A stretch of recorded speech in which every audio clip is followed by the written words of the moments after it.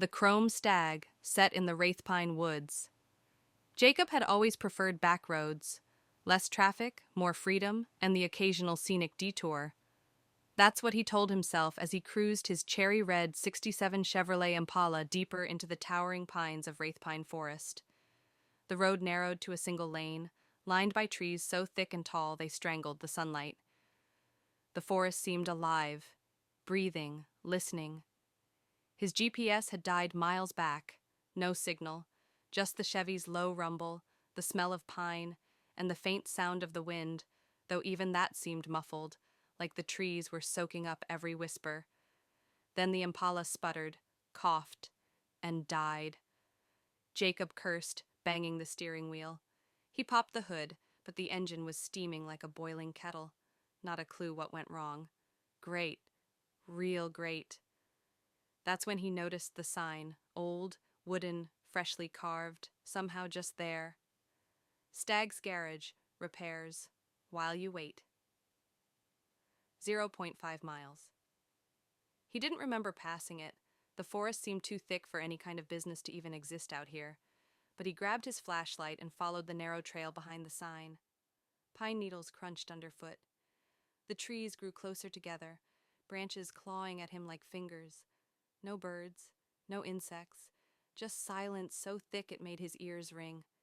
Then, through the trees, he saw it. A small log structure with rusted sheet metal siding and an old gas pump out front. Neon letters buzzed faintly above the garage bay. Stags. Jacob stepped into the dim office, which smelled like old oil and coppery blood. Mounted deer skulls covered the walls, some normal, some grotesquely large. The centerpiece was a massive stag skull above the desk, its antlers twisted like blackened roots. A bell jingled. From the garage bay, a figure emerged. Tall, gaunt, his coveralls soaked with grease and something darker. His face was streaked in soot, but his eyes glowed amber, like headlights in fog. Curling up from his temples were antlers, real ones, fused to his skull like a crown of bone. "Break down," the man said, voice low and scraping like a rusty blade. Jacob nodded, backing a step. "Yeah, Chevy, about half a mile up the trail." The mechanic, Stag according to the patch on his chest, smiled.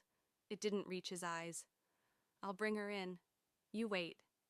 Jacob sat in silence, watching shadows dance across the walls. The skulls seemed to move slightly when he wasn't looking directly at them.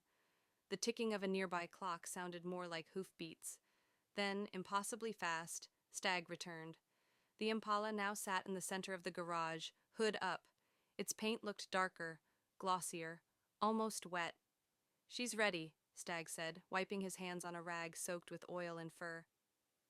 "But there's a price," Jacob frowned. "How much?" Stag's head tilted. "Not money." From the Impala's engine, something growled. Jacob stepped back. "What did you do to my car?" "She's part of the forest now," Stag whispered. "Part of the herd." The Impala's headlights snapped on, glowing an eerie green. Steam hissed, and the engine throbbed with unnatural life. The chrome grille twisted, almost smiling.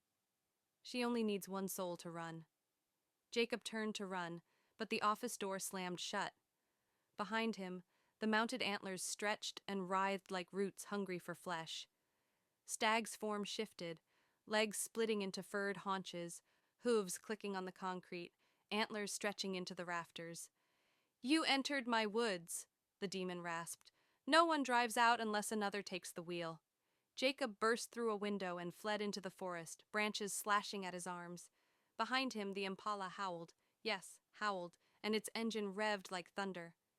Trees bent out of its path as it chased him through the woods, headlights sweeping the underbrush like hunting eyes.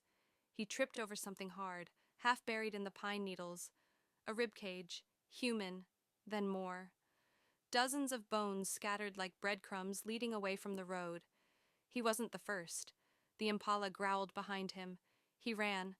By dawn, the car was parked quietly on the side of the forest road. The engine purred. A hiker found it and approached cautiously. No one inside, just a wallet with Jacob's ID.